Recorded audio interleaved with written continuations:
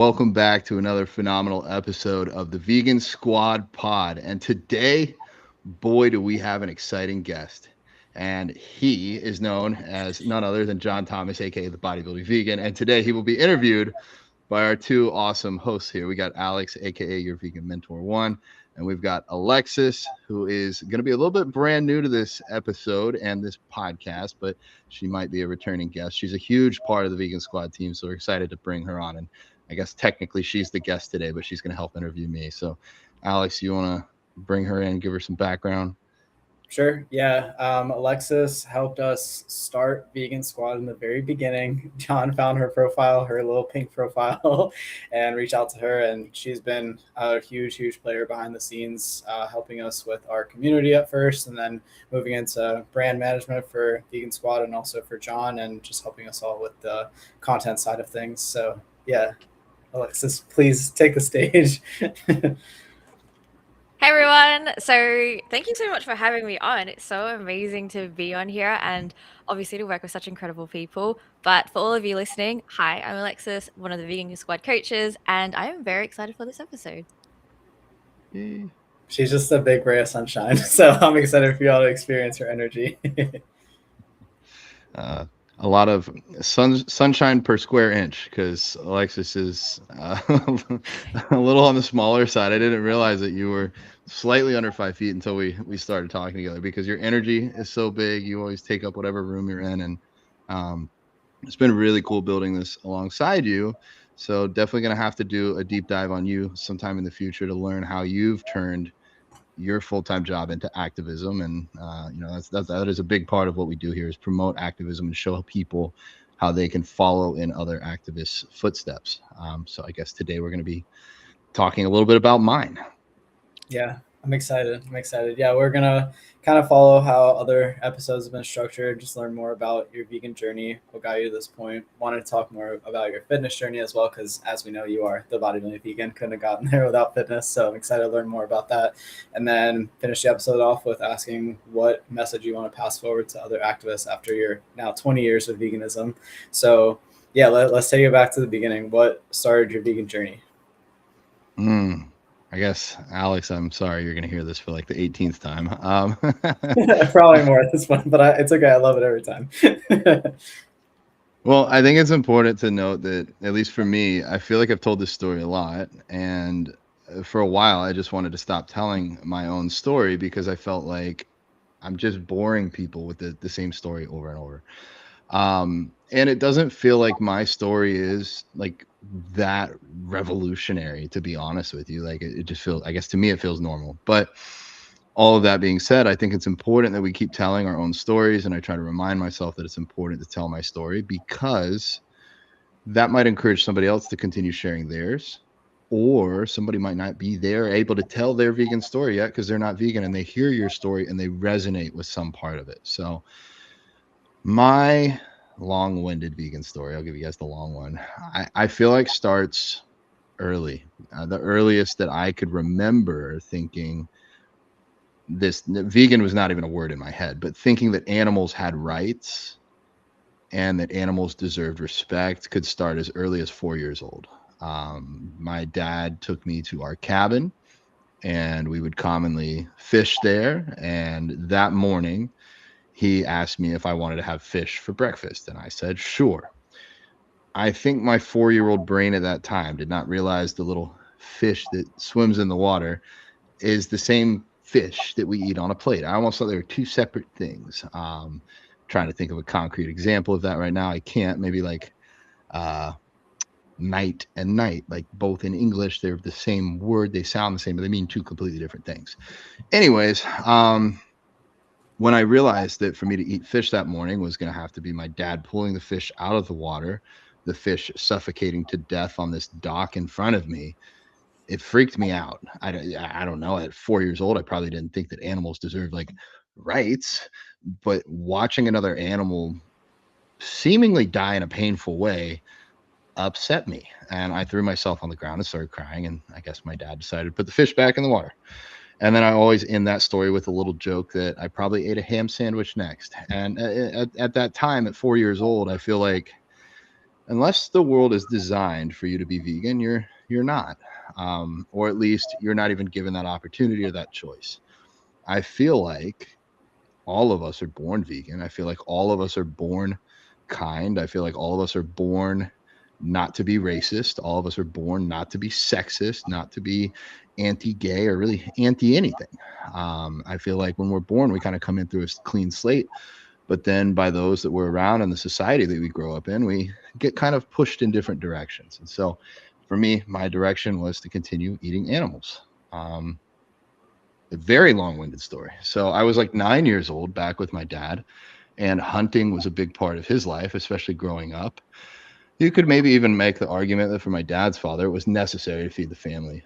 But my dad wanted to take me hunting at 9 because he had already been hunting for a few years by the time he was 9 years old, and took me hunting for squirrels. And if you've ever been in Florida, there's squirrels everywhere. Cute little creatures that play with nuts and trees. They also run in front of cars. But at 9 years old, I felt like I was stuck with a dilemma. Like, on the one hand, I really don't want to let my dad down. Like, if he expects me to do this, I feel like I should man up, as they say, and go through and go find a squirrel to hunt. On the other hand, I really, really, really did not want to kill this small animal, especially if we had plenty of food back at the house and there was some other way to get through the day. So I was clever enough at 9 years old. I guess kids can be devious too. I was like, I'm just going to aim for the ground and not shoot the squirrel. Like, if he's on the ground, I'll shoot a little bit below him, scare him off. Luckily, we saw no squirrels that day. And I was pretty good at shooting, so I would probably have to intentionally have missed. I don't know. Maybe I would have. But I definitely was not comfortable taking the life of a squirrel, which then is like, well, then why do you eat animals? Great question. Anybody listening that's still on that not yet vegan fence, if you don't enjoy taking the lives of animals, why aren't you vegan? I would love to know. If you're 9 years old, I understand. Been there too. So 10 years rolls around, and at my parents' house, my best friend would always come over after middle school. And wow, this story feels long. You guys are patient. Thank you for listening. My best friend comes over, and her mom, I guess she somehow came across vegetarianism at her school or something. We went to different schools, best friends, same age. And her mom got us McDonald's, and she looked at me and she looked at the burger and she pointed at me and she's like, if you eat that hamburger, you're killing a cow. And I became angry and defensive and told her that her mom bought it and my parents said it was okay and her parents thought it was okay. The rest of the world did it, so why couldn't we? But even as I said all those things, I knew she was right. Like, logically, I even remember thinking, like, can you take part of a cow off to make a hamburger without killing the cow? I was like, I'm pretty sure you can't. So, and then that sounded weird. That sounded weird to like just go around and take a chunk out of a cow without killing it. So, and I said killing him or her. Cows have genders. Yes, thanks, Alex. That's another big piece. We're gonna drip in bits of activism. We do not refer, unless we make a mistake like I just did here, we do not refer to animals as it. Same with bugs or any other living sentient creature. We refer to them as he or she, to the best of our ability, or they or them. If we just don't know. I don't know if that butterflies was a he's, a she's, a they's. Could have been any of them, but it was not an it. They were not an it. Anyways, it's hard. It's hard when you grow up. It's like learning pronouns for the first time. If you grow up learning this way, you have to consciously work on how you think so that we can present better, I guess, better arguments, better ways of thinking about the world, so that other people, if we ask someone to kill that cow versus kill him or her, it's a harder ask to kill him or her. And I realized that these cows were dying for my hamburger. And I had already been pretty heavily bullied at the time, so I damn sure wasn't going to label myself as vegetarian. But I figured if I could cut out certain animals from my diet, at least I would save them. So I wanted to save the cows, the chickens, sheep, goats. I don't really think I ate many goats as a kid. But I was stuck on turkey and fish. One, fish, because I felt like fish were lower on the ecosystem. Go watch Seaspiracy if you want to have your mind blown there. And then turkey, just because I was like one of the only meats that I enjoyed eating. But I remember, this is the long story, guys. I'm so sorry. I remember eating at Captain D's here in Florida, a little catfish, I guess it was, or whatever it was. And I got whatever he or she was before he or she ended up on my plate. It's so hard, but we're going to keep working through it. And I thanked him for each bite that I took of him. And then that seemed really weird. I got like halfway through and I'm like, I could just not do this. Then I don't have to say these weird thank yous that make me feel guilty. So I stopped eating fish. And then came Thanksgiving and there was a dead him or her turkey on the plate in front of me. And it was at that date and that decision that I decided I'm done with this. I'm done eating animals. I'm not going to do it again. I was 10 years old. Didn't know any other vegetarians. My friend that helped me go vegetarian, I think at that time she was still experimenting and like wasn't able to stick with it. But I mean, hey, we're like 10 years old. Like, what are you going to do? But that was it. That was the last time I ate meat, at least intentionally. I know that there have been restaurants that have made mistakes, or my dad has made mistakes cooking things and leaving them out on the counter wrong. So like, I'm not going to say I'm sitting here perfect, but the last time I intentionally ate meat was 23 years ago. And we're not even to the vegan story yet. Should I stop or should I keep going? I feel like I'm the only one talking here. No, keep going, dude. Well, Yeah, unless keep that's going. a question. All right. Well, I thought that was it. I thought going vegetarian was it. I thought that would save all the animals in the world. I thought I was doing my part, and I kind of did that and just stopped thinking about it until my mom, I'm sure she freaked out at the time, but God bless her, she decided to get me a PETA magazine to teach me how to cook some new things. And on the way to middle school, she handed it over and said, hey, here's this magazine. You can learn to cook some things. But it also said on the front page of that magazine why vegetarianism is not enough. And so I'm this like analytical, I think I know everything just like every other 13-year-old on the planet does. And so I go in here ready to use my grand logical analytical brain to teach this person, whoever wrote this article, how wrong they were. And sometimes you're presented with new information that makes you go, holy shit, I've been doing it wrong this whole time. And when I realized that these cows that I was saving by being vegetarian were still being forcibly impregnated, their babies taken away the moment that they're born. And guess what? As soon as a dairy cow, as soon as she stops making milk, and actually the funniest part is not when she stops making milk, it's when she stops making enough milk that they go ahead and kill her and turn her into a hamburger as well. So I realized, okay, milk's off the table. Well, let's learn about factory farming for chickens and hens.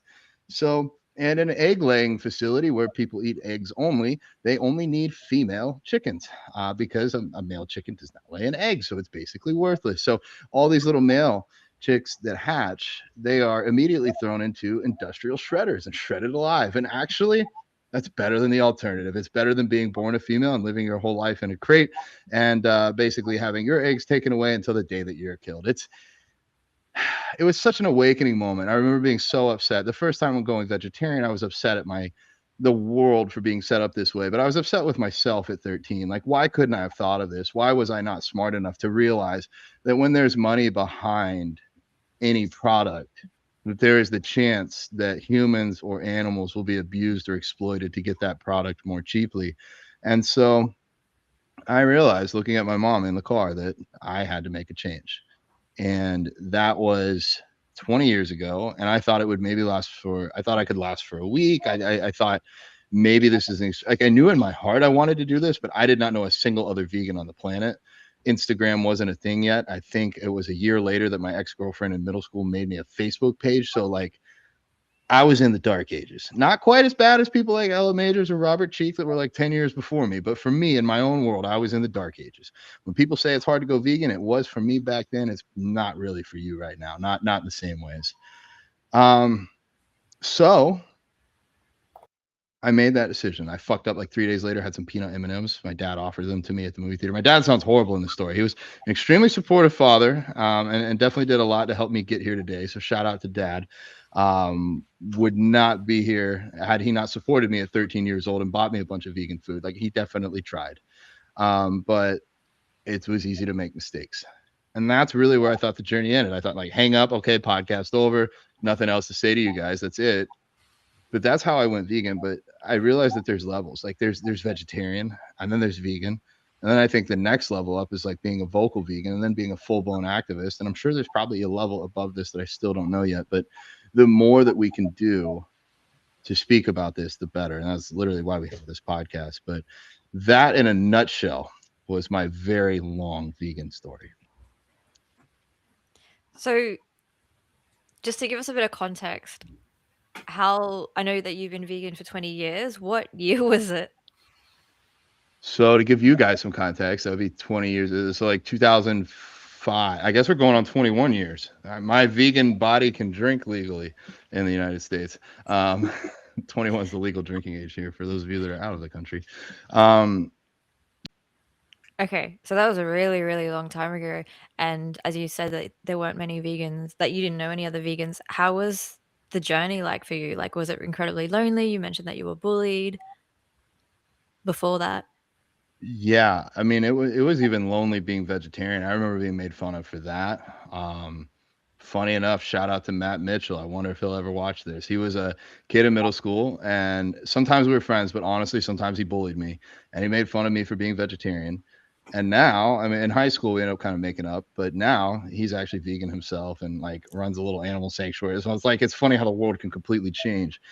But yeah, no, it was hard, and I think it was hard too because the internet and things like that were still relatively new for me. Like I know I could play Warcraft 3 and like some strategy games online, but like I didn't really think like I can go find other people doing this or that there are other people doing this. I mean, I had never it took me years to meet another vegan in real life. Like that was really, really, really hard. Like to even just realize that there are other people doing this. But then it would be like I'm 15 and it's like some 45-year-old woman that does it at her church that's Hare Krishna as well, and like it's for other reasons or like along the similar lines, but like it had nothing in common. Like to find a peer that was vegan, oh my god, like impossible. A lot of people poo-poo on social media, but it's how I found my vegan family. I think it's such a small niche that if you're gay or if you're trans or if you're vegan, like you're like 1% of the population, maybe a slight bit more for any of those groups, but like finding other like-minded people is going to be hard just walking around town. But to answer your question, because I don't feel like I hit it fully, walking around town back then for me, I never had any vegan apparel. I didn't have a vegan head tattoo. I didn't have any place that I felt really fully safe, like announcing that I was vegan. So I fully know what I did is I covered up who I was to fit in. I really just toned that down. I don't care if you eat meat in front of me; it doesn't bother me. Oh, it's okay that you're not vegan. I'll bring my own food. You don't have to cook for me. I have my own food. Um, it's your own journey. It's your own personal choice. Do whatever you want. It doesn't bother me that you're killing and eating defenseless animals. And now I'm a little bit bitter, but at the time I really just covered up that it bothered me because I guess like in a sense, like how else do you get through that?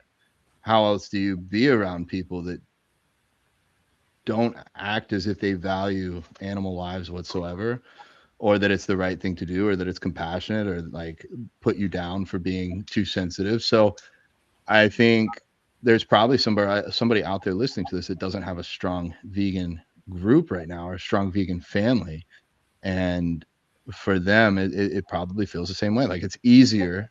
I wonder, even I don't think he'll listen to this, but my own brother's vegan, and it almost seems like he reminds me of a younger version of me. So like I try not to place judgment on him or unrealistic expectations, but he still doesn't have vegan friends. All of his coworkers, all of his friends are not vegan. Actually, one of his best friends is very close. So that might be a slight exception, but he hasn't like actively sought these people out. And so I think my brother and I don't even always see eye to eye because I think he's like younger me that still just acts as if none of this is that big of a deal. Because it's easier to live in a world where this isn't a big deal than to live in a world where it's something that I can't stop thinking about every single day now. Yeah, and sometimes like I think to that point it's important to leave your comfort zone. Like if your comfort zone is staying quiet, like it's important to speak up, to find other like-hearted people so you don't have to dim your light or dim your understanding of the world. I don't even want to call it like an opinion. I think any reasonable person that looks into the animal agriculture industry and sees all the ways that it intersects between human rights, animal rights, the environment, like it's just the reasonable, logical thing to do is to go vegan.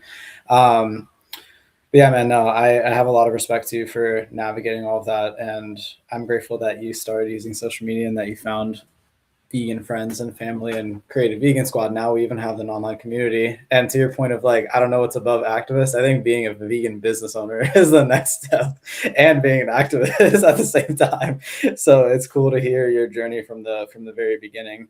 And also it was cool to hear like the different stages and how you said at some point, we're all born into the world like not, we don't know what oppression is, whether it's animals or trans people or gay people or like anybody.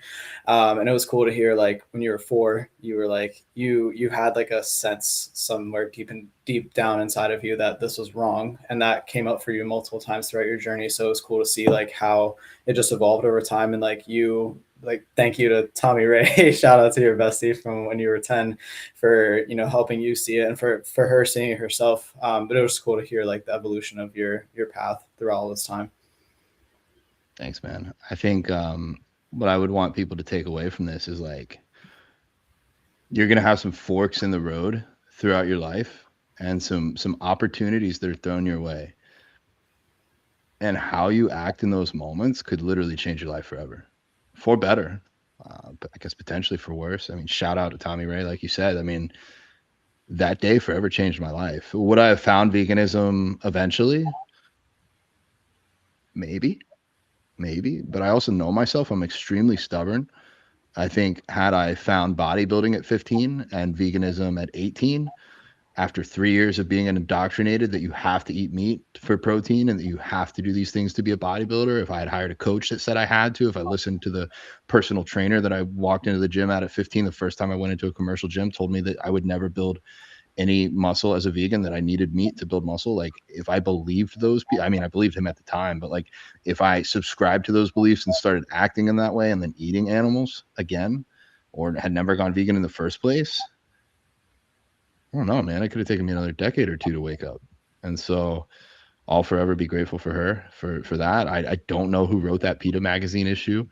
I'll forever be grateful for them. It's been a minute since I've mentioned it here publicly, but Brent from One to Save Many, like he sent me a vegan t-shirt back in like 2022.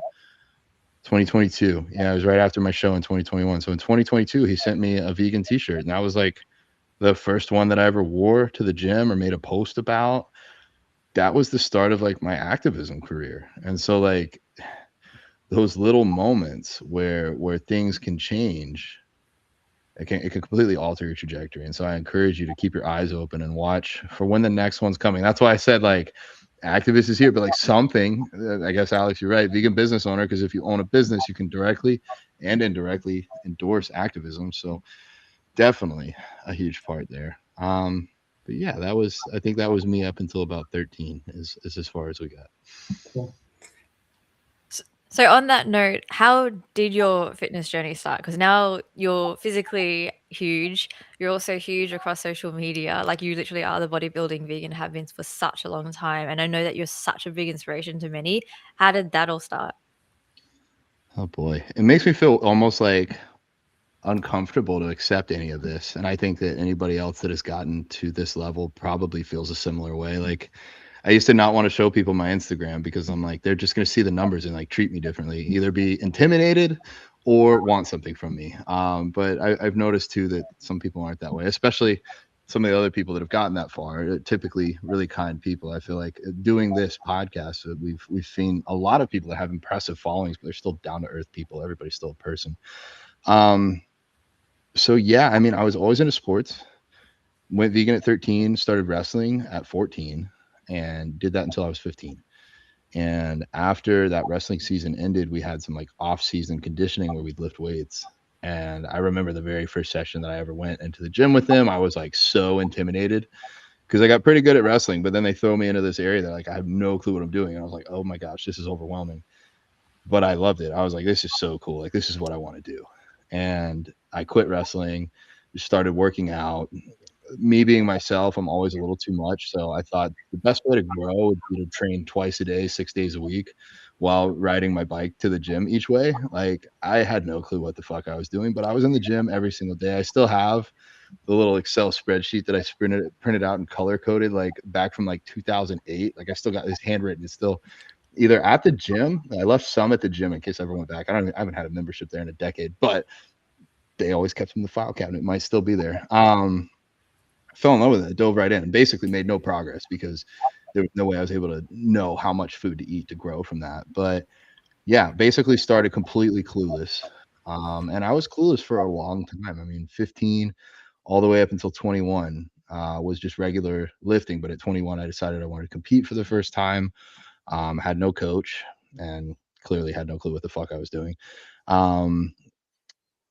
But I still always loved bodybuilding. Even after that show, I told myself I wouldn't compete again, that wasn't going to be for me, but still never missed the gym. And then after a while, got into like 2019, I was like, I might be able to compete again.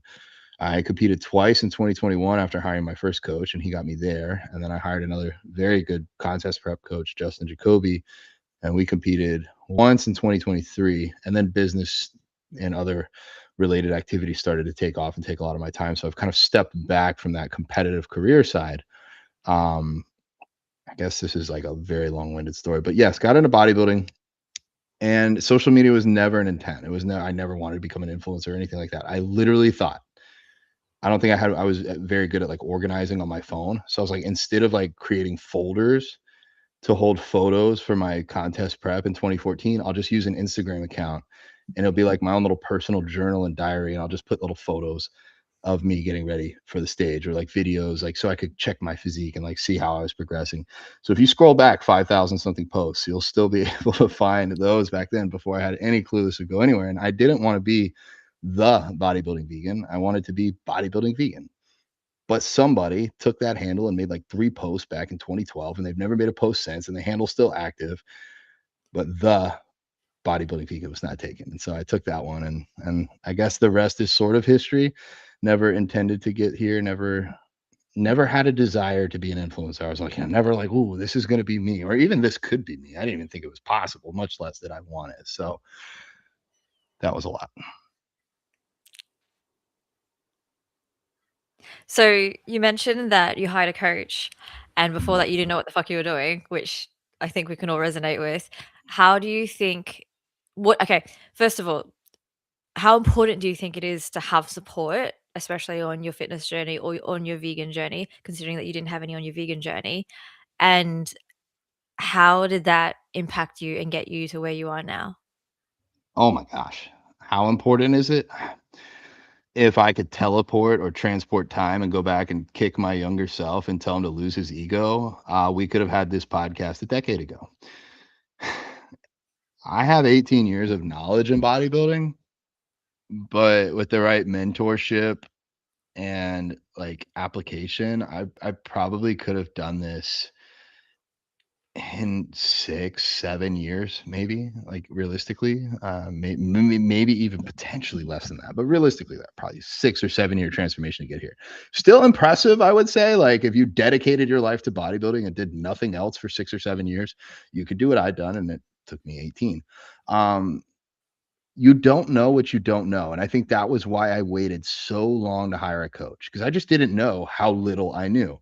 I thought, well, I've read everything I can find on Reddit and I've talked to people about bodybuilding and I've been in the gym every day for the last decade. Like, how much could this coach know that I don't? And holy shit, it was just like eye opening to had me try new foods. Like I had never tried TVP at home. I had never tried to make my own seitan. So those sound small to me now, but at the time they were revolutionary. They added entire proteins I had never tried, and really showed me the importance of accountability and discipline. Like I thought I was disciplined because I went to the gym all the time, but I didn't weigh and track every single meal every single day. I didn't check in with photos every single week and compare from week to week.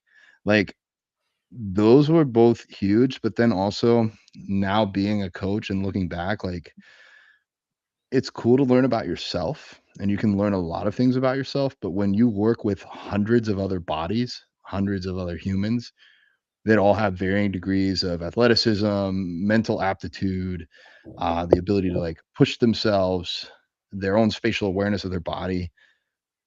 When you work with hundreds of people like that, you learn so many things. And that was what my coach shared with me, and then led to my desire to get a little bit more knowledge and want to continue working with him more, which then led to me taking on a couple clients myself, just basically to pay for my coach. And again, at some point in time on this, we need to cover limiting beliefs, because my limiting belief was, if I can get enough people, it will just cover the cost of my coach. And that's as far as I can take it. Like, my coaching's free. I had no clue that I could actually run a 6-figure business doing this and help hundreds of people around the world. I thought, I'll get a couple people around town and that'll pay for what I need. But I can't even speak for the importance of having some sort of like coach in the vegan scene, because while my coach, the bodybuilding coach that I had at that time, he was plant-based for periods of time. He wasn't an ethical vegan like myself. So he knew some tricks, but we weren't fully aligned on ethics. And I think it would have just made life so much easier if I had some sort of like vegan inspiration or role model to help mold me or guide me or encourage me. And I think when you're also in the fitness space, it's really hard if your coach isn't vegan, because at least with a lot of the clients I work with, they'll say things like, well, my coach asked, could I just try to eat some meat? Or my coach asked, could I have whey protein? Or my coach told me to eat 4 ounces of a protein, but I didn't know what that meant, because, with animals, 4 ounces usually is a pretty clear measurement. But are we talking tofu? Are we talking tempeh, TVP? Like, now it could just be anything. So for me, I don't know what it would be like to have a vegan coach. It's never happened. My first coach was plant-based from time to time. My second coach was an IFBB pro that knew how to put bodybuilders on stages, but didn't know anything or even really care about veganism. So I can't even say what it would be like, how valuable it would be to have a vegan coach at this point in time.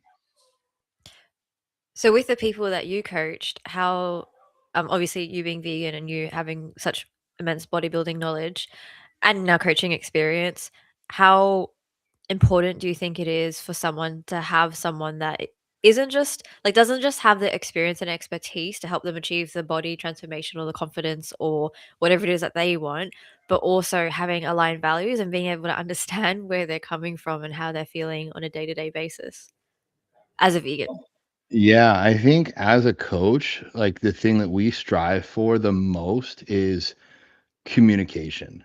Like, the absolute goal is to have the strongest communication that you can. It's almost like a relationship. Like, I don't know, maybe my partner does something that I wasn't like super okay with, but she comes forward and she's very honest about it. Like, I can work with honesty. We can get the train back on the tracks with honesty. Same thing with clients. Like, mind blower for me and any other current coaches out there, your clients might lie to you. Not all of them, but some of them will. And like, I'm over here like scratching my head looking at numbers, like, there's no way they're eating this many calories and still gaining weight. Like, that's pretty low calories. I don't feel comfortable taking them down. Their cardio's already maxed out and they're gaining weight. And then find out, like, you see it on their Instagram, they've been out drinking that night, they've been to Dunkin' Donuts, they've been eating all kinds of crap. And then you're like, they checked in on Monday and said they had no meals off planned. I guess somebody stole their phone and had a good time.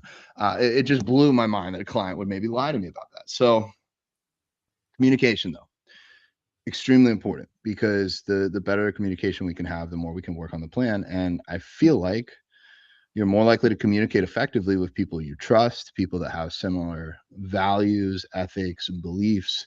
And so for me, I think it's huge. I think that's why my clients seek me out. I would say the majority of my clients have come from working with another coach that wasn't vegan. I just picked up a bodybuilder, and like, her coach had no clue what they were doing with her. She was eating, like, I plugged it in my fitness pal, almost 200 grams of fiber a day, over 200 grams of protein a day, and she's 140 pounds. I'm like, what is this? Like, this is it like, mentally it did not make sense. And so yeah, we completely changed her plan. But the coach just like, it's hard for people to like coach on what they don't know or don't understand. So rarely would there be even a physique based coach that's able to coach a vegan effectively, because they won't even know the foods. Like, they could program the macros, but a big part of like what the vegan squad does with coaching is not just throw macros at people, because that's not, in my eyes, that's not coaching. Like, you're not telling them what foods would be beneficial for their goals, what foods might keep them feeling fuller or would be more beneficial for their health. So all of those reasons, I think if you're vegan, you should definitely work with a vegan coach. Like, otherwise, it's just, I guess you could learn your form or your posing from a coach that's not vegan, but for the nutrition side, it just blows my mind that there's still vegans out there going to non-vegan coaches just because they happen to be the coach at their local gym, or it's a coach that their friend used. Like, it just blows my mind. And it doesn't even have to be vegan squad, guys. Like, I'm not only advocating for vegan squad. You don't want to work with us, I'll send you to other good vegan coaching teams, but like, work with a vegan coach. For sure. Yeah, I'm happy to touch on like the communication and like the physique aspects. I'm curious how having a coach also impacted your mindset, like your belief in yourself and kind of the mental aspect. I would not be the person you see here today had I not had some really solid coaches. And granted, I do look at people's moral character, and I do value veganism with people, but I do feel I could learn math from somebody that's not vegan, right? I could learn another language from someone that's not vegan. And so I could learn other things about myself, even if the teacher isn't vegan. Of course, I would prefer the teacher to be vegan, but these coaches, what they did for me, one, helped me get through some dark times. I went through ending an engagement with my first coach, and he basically had my back there because I was being abused in that relationship. Like, I remember texting him saying, "Hey, this just happened to me. Is this normal? Like, you've dated more people than I have. Is this normal behavior?" And I remember him specifically saying, "If they're throwing things at you and breaking things, that's a sign you need to leave." And he literally said, "You haven't been abused enough yet, but once you are, you'll get out." I was like, wow, I feel the truth in those words. I'm not ready to make that move right now, but it was just like being vegetarian right before going vegetarian and hearing that I was killing a cow. Like, I know I need to stop. I'm going to hurt myself a little more first. But my second coach, I think what Justin really, really, really, really did for me was help me see how fucking strong I was in so many ways. I went through a very hard for me breakup, hardest moment of my life, my darkest time, the time where I did not know who I was or what I wanted to do with my life, to the point where I, in some moments, just really considered not being here. And I remember asking him for some advice, and he told me I had three things to do, and it was eat my fucking food, do my fucking cardio, and nail my fucking training. In those words, he said it just like that. And I was like, okay, all right, I can do that. I'll just follow the plan. I can do that. I can do that. And what I did was I tried to tell myself, like, make decisions today, even though you don't even feel like being left on this planet anymore. Like, you could probably just not eat or not sleep for the next 3 weeks and whatever. We'll see what happens. But make decisions today that 6 months from now, when you're feeling better, you're proud of. And that was how I got through many weeks, was just every hour telling myself that, not wanting to disappoint my coach. Like, that was it. It wasn't enough for me. I didn't love myself yet, but I did not want to let him down. And speaking of letting him down, he would ask me to do things that felt freakishly and inhumanly possible, like deadlift numbers that if I had my family in front of me with a gun to their head, I'd still approach the bar scared, not thinking I could do what was being asked of me. I remember specifically putting on my straps one day, turning on my camera because I would film footage and send it to him, walking up to the bar and thinking, there's no way I can do this. Let me just show him that I really tried. And somehow I pulled weight that I did not believe was impossible. Like, in a year, we went from my deadlifts going from like 455 for 10 to 585 for 10. No, 585 for 6. Still just like a ridiculous amount of weight. I got up to like 555, I think, for 10. Like, an insane amount of weight for a year with a trained athlete, but it was that constant, never being quite far enough, always having a little bit more. Like, it would just always eke out another 5 or 10% out of me that I didn't want to give, and I didn't know that I could. And that I think is in an essence of what a good coach is. That's what I look to see for a good coach now. It's not, can you give somebody the best transformation in the world, but is it, can you take Alex and make him a little bit better than he was yesterday, and a little bit better the next day, and a little bit better, and continue that progress and continue to push them to the point of being uncomfortable. But they trust you. They trust you that the uncomfortableness is going to be worth the end result.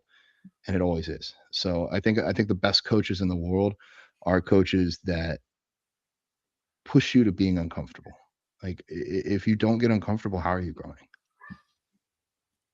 And also, they believe in you when you don't believe in them, when you don't believe in yourself. I think borrowing somebody else's belief is so incredibly powerful. I know you don't actually know this. We had a conversation like about a week or so ago, and I was so scared. I was like, oh my God, I don't know if I can do this. And you literally said to me on the phone, you're like, I wouldn't be saying this to you if I didn't believe in you. And I was like, okay, okay. And like over the last week, I've like smashed things, and I've like in a good way, like I've achieved goals, and I am proud, but like I wouldn't have been able to do that without you. So I think if nothing else, that's probably one of the most powerful reasons to have a coach and a support system, and not just a coach, but a community behind you. So when you falter, when you're going through a breakup, when you don't believe in yourself, when you're having a shit day, when you're tired, when you're just like, I can't do this, like I can't do this weight, and you've got someone going, yeah, I know you can. You're like, all right, and you go and do that thing, your world changes. You're gonna make me cry over here. No, Alexis, you're so awesome, dude. And like I think we all have these blinders as to like what we look like in the mirror or how we see ourselves. But our friends and our like true family, they can see us so much better. It's like crystal clear. It's like when I asked you to do, Alexis, some hard things, I was like, I don't want to waste anybody's time here. I wouldn't ask you, I wouldn't give you some impossible challenge. I've had a client tell me once though, he's like, I'm pretty sure you gave me an impossible challenge that I'd give up. I'm like, no, dude. I just think you can do it. Like I think with enough trial and error and effort, you can get there. And Alexis, you've done some big things for us. You've been a huge part of this community and helped bring a lot of people together that would never know each other without you. So it's been an absolute honor to have you here. And I'm glad to get to finally put you on air with what we're doing here with the podcast. But you're so right. It's finding a way to transfer that belief into other people. And if you don't have those around you that can help pick you up when you're down, it's like playing life on hard mode. I was just walking with Allie a couple hours ago, and Alex, I didn't even get a chance to tell you this yet, but I was like, Allie, how lucky are we that we get to live with Alex right now? Because like between the three of us, there's at least always one happy, responsive, like uplifting person in the room. Usually two, often three, but at least always one. So sometimes Alex has some low days, and me and Ali, I think, can bring him up. I think most often I have low days. If I'm just being honest, I have the low days, and between Ali and Alex, I'm able to get through because they're here for me. And occasionally, like once a month, Ali will have a low day and open up about it, and then we can come to the rescue. But it's like you said, Alex, it's like having that person in your corner. And I think it's important to have friends, but I would not have been the same person today with just friends. Because sometimes it can be hard for your coach to be your friend because they're asking you to do things that are hard or uncomfortable, or there needs to be a degree of professionalism. At least in my own eyes, I wouldn't have learned from my friends' lessons as much as I would have with a coach. So it's definitely both, I think. Yeah, I appreciate you saying that. I do feel like there is like somebody, like at least one of us, most of the time, like all of us that are in a good mood. It's cool to be living with multiple coaches. I think the thing that differentiates somebody from just being a person versus being a coach most of the time is that the coach has like just a different perception of the world. Like I'm gonna try to explain this the best that I can, but like I think that they just often have like inspiring energy, a lot of life skills and knowledge that they've built through like a lot of different experiences they've had. They're typically like a deep listener and like want to see you succeed and will continuously show up for you in a way that sometimes like our family and our friends can't.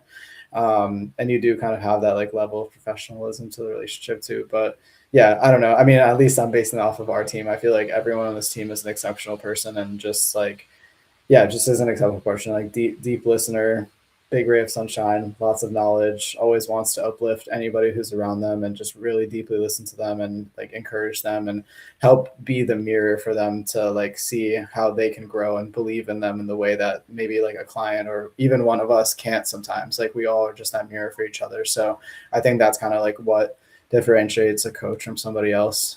Is just having like being able to be that mirror and be present for somebody in a way that others can't always. Hopefully that makes sense. Yeah, no, it does. It's that perspective, right? And then you have to be willing to listen to that perspective. I will also say, like, our team has not been picked by their accolades or their certifications or their experience. And like to some people that's a negative, but to me, our team has been picked by people's hearts. Like Alex, I didn't know much about you when I was like, I want to hire this guy way back in the day when we first got started, but I knew who you were as a person. I was like, we can work with that. Alexis, same with you. Like I thought you knew some things about some things, but if you were only here because I hired you for why I thought I originally hired you, you wouldn't be here. Like it's your heart and your character and how you show up for the team and how you're basically like our cheerleader in a sense. Like you always bring positivity, and I'm sure you've shown up like that on some days that you're not having the best day, but you still bring out the best in other people. And that's like exactly what a coach does. So yeah, definitely life-changing. I think going vegan, finding fitness, finding a coach, doing psychedelics, those are like top 4 things in my life for why I've ended up the way I am today. Maybe you could throw in some other relationships as well. I think Ali gets honorable mention. Alex, you get honorable mention as well. Thanks. But yeah, any other questions on that, or did we? I don't know. No, I was gonna kind of bring us to more of a closing point or like our last question, unless you had something else to add. That's where I was headed. Great minds think alike. Okay, cool. Yeah, no, it's been awesome to go through your vegan journey, your weightlifting journey, your coaching journey, your mindset journey. I'm curious now. I know you kind of touched on it with like your activism journey. But yeah, I'm curious like what that has looked like for you for the last couple of years, because you can explain it, but you haven't been an activist as long as you've been a vegan.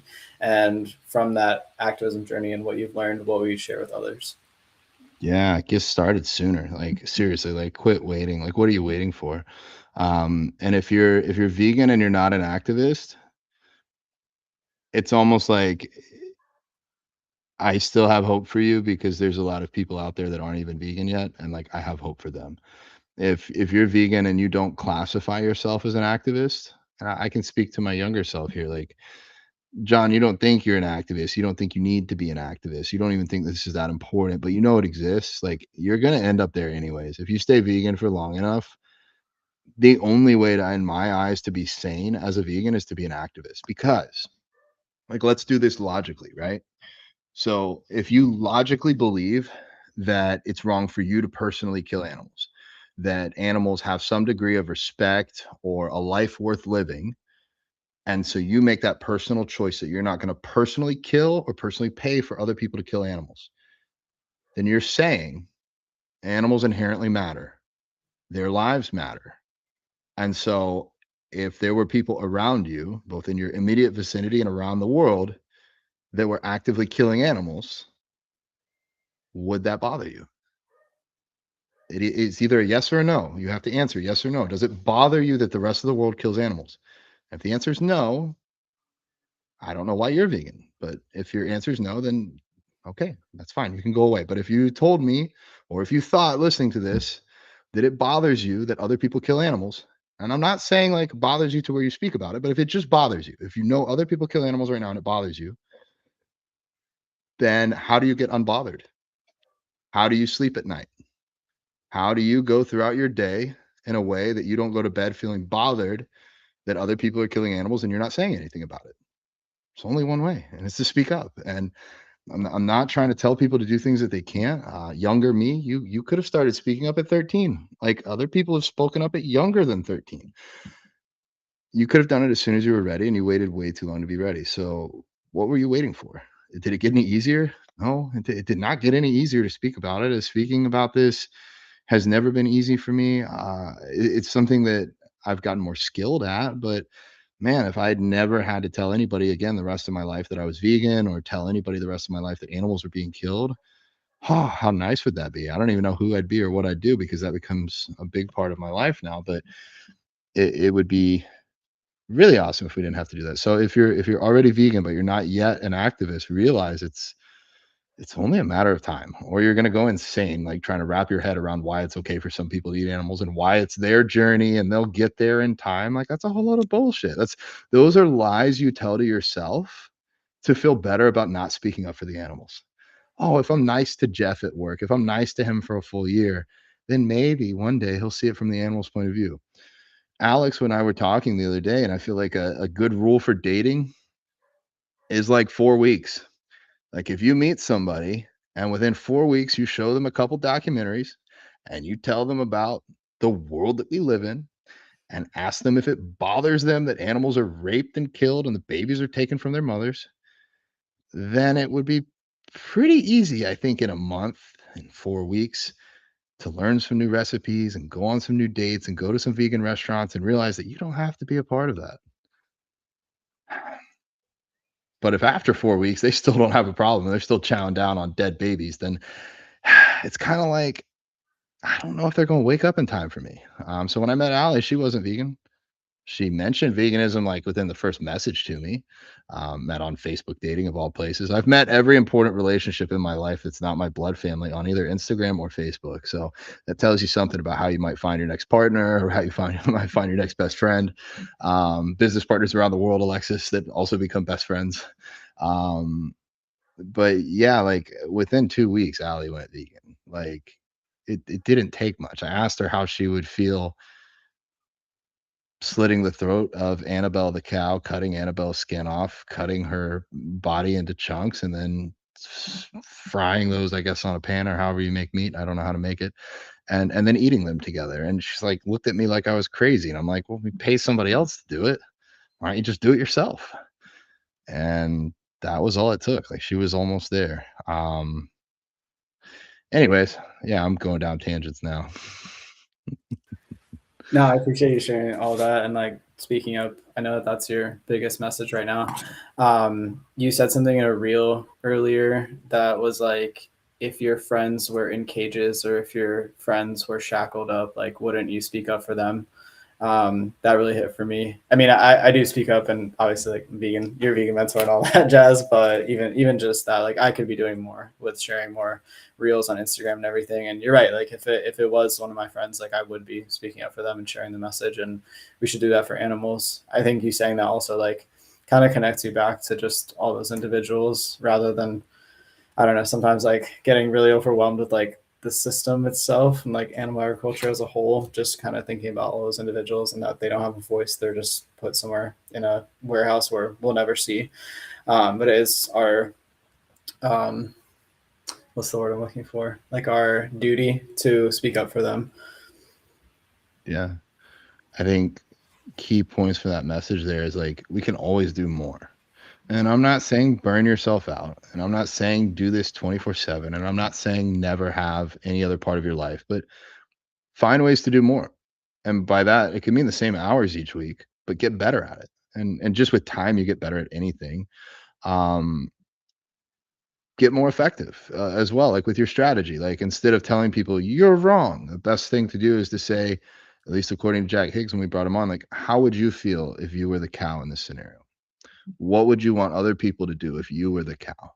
Then that way we're not blaming. We're just basically going through hypotheticals. If you were the cow, how would you want to be treated? And that typically invokes the strongest response from people. But do more. Get started. Like, if you're thinking about it, like, maybe that's the other thing. Maybe we should work on how we can help people do activism. Because when I first, younger me, thought about it, I was like, these people must be crazy. They're running around yelling at people. I don't know how to do that. You got the little share button. You can share this podcast. You can share a post, share mine, share Alex's, Alexis's, any of the other vegan content creators. Share their post. That's activism in and of itself. Look at everybody on the episode today. You might not be able to see it. You can see Alexis's. Like, we all have vegan on our t-shirts. Like, you can wear the shirts. Like, And that's as much for you as it is for the animals. You'll find your other vegan friends wearing vegan shirts. Like, good luck finding people in the public that are vegan if one of y'all doesn't wear something that says it. Because, like, what does a vegan look like? I mean, we got 3 very different looking vegans here. I think we're all beautiful, but in our own way. So, anyways, do more. I think that we can all work together to do more. Also, if you're a little bit stuck and you don't know how to get started, where to get started, and you want support, we do have a free vegan activism, like how to get started in vegan activism masterclass. And that is going to be hosted by our very own, well, two masterclasses coming up actually. The vegan activism one is going to be hosted by our very own vegan activism coach in Vegan Squad, Jessica Neves. So she's running that this week. If you're watching this in the future, you're like, that was ages ago. We do have the replay. So Alex will figure out how to put the link in somewhere for you. She's incredible. She is so inspiring, honestly. And this is what she does. Like, she helps you be able to become comfortable and confident with vegan activism in your own way at whatever level you are at. And she has so many different options for you. So this is incredible. And Alex is also running a vegan protein, plant-based protein, well, plant-based, vegan protein made simple masterclass. And it's all about just helping you be able to educate yourself, but also answer those annoying questions when people ask you about protein as well. Yeah, thank you, Alexis. I'm super stoked. And yeah, if you want to follow Jess, her handle is Jess for the Animals. I'm pretty sure she just posted or changed it. But yeah. Speaking of, definitely important, coming to a masterclass. Yeah, Jess is awesome. We also have some videos that Jess made in our community. If y'all want to join that, the link will be below. But we have a online vegan community. You can meet other people, come chat with us. I have live Thursday calls every week with members of the community, just hang out. And we do have a lot of resources, including activism made by Jess of more about animal activism history, tips to get started, and you can just kind of lean on the community for support when you're coming back from activism, preparing for it, or just want to share about your vegan lifestyle with other people who completely understand and relate to you as well. Yeah, it's incredible. Jess has literally created a whole online course for it, and she's so active. I think she uploads like a new online like a video course like every single week. So definitely, like, if you want access to that, we'll pop the links in below. I think that's a really, really good starting point because no one really talks about it in a way that's easy to be able to start doing, especially by yourself, and especially if you're in a place where you don't know anybody, you're doing this, you're in a place or you're in a, town, city, village, wherever, where this is not a thing. So this makes it very easy to become a thing for you. 100%. It's like veganism in a sense. Like, it was probably scary and hard at the start, and you didn't really know what to do. And then you realize, oh, other people have done this, and they found ways. Look, you can use soy milk instead of regular milk. Like, there's ways to do it. The same is true for activism. It might seem scary or difficult, especially if you're trying to, like, you don't have to reinvent the wheel here.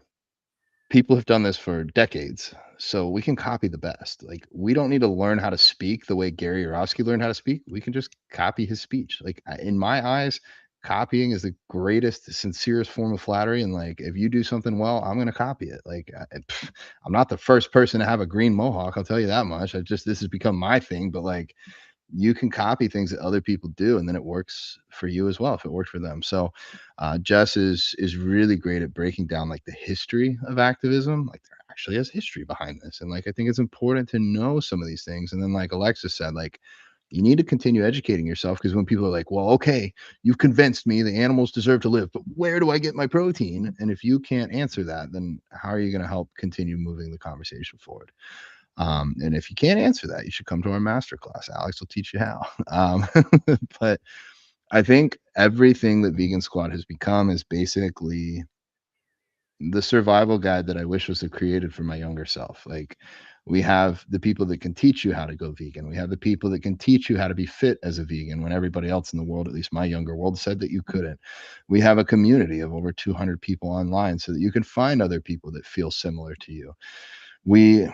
Now we do even a bit more, and this is going to be Alexis's area. Like, our goal is activism, right? And one way to be an activist is to be a coach. I've gotten so many clients that started with me that just saw the results and they wanted to look the way my other clients looked, but they weren't vegan. And by the end of 6 or 12 months, we had swapped in and out so many things in their plan that they walked away being vegan. So coaching could be a form of activism as well. I also think it's worth mentioning for those that care, you can support vegan businesses. When you go to a vegan restaurant and you support the vegan business owner there, that money that you spent, it's going to go back into some pockets of other vegans because they're going to go take their vegan business owner money and go give it to the vegan tattoo guy. Like they're just not just going to go to a regular tattoo guy or girl. And when you work with the vegan squad, like any of our coaches, that's a requirement. It's not an option. It's a requirement to be a coach on our team, to be 100% vegan for the animals. Like not 90%, not 80%. We have the real deal. So like, we'll help you if you're not there yet. Like that's also always an obvious, wonderful opportunity if somebody's not yet vegan, but we specialize with vegans and we help vegans around the world. And to take it to the next level, realizing we have a goal of helping 10 million people before, I don't know when that due date is by. I'm going to say in my lifetime, maybe your lifetime, Alexis. Alex, you got a few years I'm ahead of older us. than you. I know. Well, you're Asian and you're small, so you're probably gonna live forever. I'm a big white dude. Like, how many big guys do you know that live to be 100? I don't know any. So probably we're probably gonna leave around the same. Me, you, and Allie will clock out together 40, 50 years down the road. But to hit 10 million people in the next 40, 50 years, we're gonna have to work fast. And coaching is one way, but Alexis has been absolutely instrumental with my own page and with, I wrote it down, the personal branding and content creation for not only Vegan Squad, but also for other content creators. And so back to what I was saying before, doing better, doing more.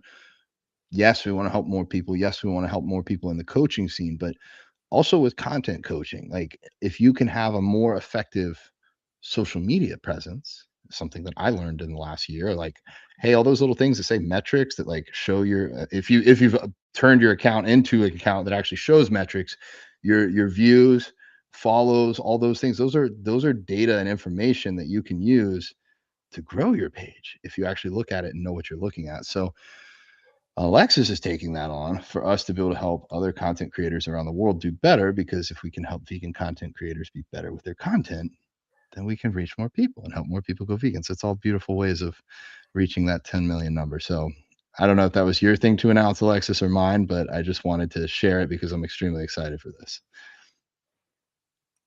Okay, so I want to tell do we have time? All right, I want to share a quick little background story. When John and I first spoke, he clicked on I followed him because I was following more vegan fitness influencers, and he liked my profile pic. It was like, it's pink and I'm like doing this. And we ended up chatting about Vegan Squad initially. Like, long story, we ended up chatting about like being a vegan coach. And I said to him, like, this is insane because it feels so aligned. My personal goal when I first went vegan 10 years ago was I wanted to help 1 million people go vegan. I had no idea how I was going to achieve that. And he turned around and he said to me, fuck it, let's make it 10 million. And we've been coaching people, we've been helping them transform their lives, their health, their fitness, their bodies. And that's been incredible, right? Like we absolutely love that journey. We're all vegan health and fitness coaches ourselves, but I've also got a background in personal branding and content creation coaching. And I thought, okay, if we could, and I've been working with John and our team, and I thought, if we could help vegan influencers, vegan businesses, vegan coaches, and other vegan content creators, or people who want to create more vegan content, obviously their audiences, or the vast majority of them, are going to be vegan. That's going to help us achieve our goal, because we're not just helping one person, we're helping one person who's going to impact thousands of people, millions of people. And that's the goal, right? Like, we're all in this together, and this is how we can achieve this mission together. And I think that's the most like impactful and powerful thing about it. And that's why I'm so emotional. Oh my God. I'm also very tired. It's early. And that's what's been so amazing about the clients that we've been working with. And I can drop, should I drop a name in here? I think we're gonna have to have another episode before we drop this name. Like, I think we're gonna, not to like bait you, but now that you've got it started talking, I'm like, okay, we're gonna have to do a whole next episode, we're gonna have some big information from Alexis, a big name to drop that I'm super excited for. A name that if you've been listening along this far, you might already know from this podcast. But yeah, you're so right, Alexis. Like, it's gonna be so much more than to get the world to go vegan. It's more than just coaching. We're gonna need to be everywhere that we can, bringing this vegan squad message as far as humanly possible in this lifetime. And just being brutally honest, I don't think it's going to happen in our lifetimes. And I've made my peace with that. So my goal is to hand this off to the next generation, to people like Ashley on the team, give them the best shot possible. Because I don't know if I see a vegan world in this lifetime, but maybe in the next couple. If we do the things right now with our time and our existence, then I think we can. And I think Alexis, you bringing forward the idea, it originally started just as a way to promote our own team and to get their messages out further. And then it's kind of like, well, if we're good at this, why limit ourselves to just our own? Let's help everyone. So, all right, we're gonna have to have another talk with you here soon. To cap this off, go ahead, start being an activist. Share this podcast with somebody. Put this out there. This helps us grow, but it's also going to help the world go vegan. If you want the world to go vegan, more people need to listen to this. And the whole goal of this podcast is to help the younger version of me become a better activist sooner and faster and be everything that I can. I'm not trying to be more than I can be, but I want to be 100% of what I can be before I die. And I want that the same for every single person listening to this. So you guys have the power. You have the information. It's been presented to you in the same way that at one point in time a vegan argument was presented. Here's the activist argument. If one of them clicked, the other should too. So we'll see you guys soon. I also wanted to say, I don't think this is really spoken about, but I feel like the theme of this episode is like to have an open mind. Let me know if you relate. But yeah, like you had an open mind at so many parts of your journey with like going vegetarian, going vegan, starting your fitness journey, like being open-minded to the gym, being open-minded to having a coach, being open-minded to becoming an activist, to wearing a shirt, to sharing more on Instagram, becoming building your personal brand, then also starting a team. So yeah, I kind of wanted to drop that into just keep an open mind, because that's how you grow and step out of your comfort zone, like John said as well. I think you helped me hit it, Alex. Vegetarian, vegan, activist, team or family, however you want to call it. Y'all are my family. I spend more hours a day talking to you than my blood family. And I am 100% a proponent of cut out anything that doesn't make you a better person or make you happier, and only put your time and energy to the people that actually love you and actually show up for you. And all you guys do that. Every single person on the team does that. And that's been the next level, because y'all have helped me be a better activist. Y'all have helped me believe in myself even more, and continue to challenge myself trying to run this thing, but I have a lot of support from wonderful people. So thank you. Good point, Alex. Good point. On that note, we'll see you on the next episode.